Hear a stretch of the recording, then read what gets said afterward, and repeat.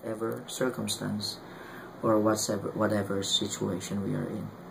Lord, even in times of earthly and temporal sorrow and grief, Lord, you manifest your love, your grace, and mercy.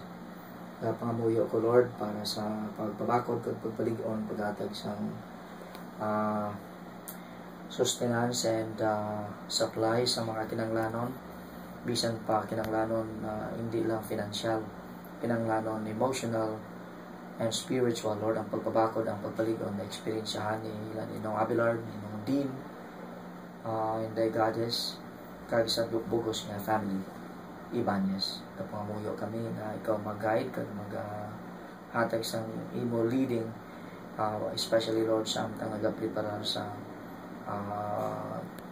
May 8, 9, and 10 the reviewing and services and the necrological service May 10. Ang tanan nga mga kinanglanon, ang tanan nga mga services, ang tanan nga may mga bahin among ginasalig ginatugyan sa imo. But at this time, kabay pa nga ma-experience yan lamang sa family, ang consolation and comfort ayon sa imo. But we thank you, Heavenly Father, because we always have hope in the Lord Jesus Christ. And it is our principal occupation to honor the Lord Jesus Christ, whether in life or in death.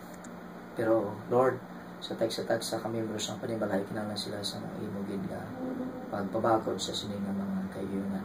Kung anong mga kinanglanon, ikaw nang kaibalo, among ginapangamuyo ang abundant supply sa ilang mga needs.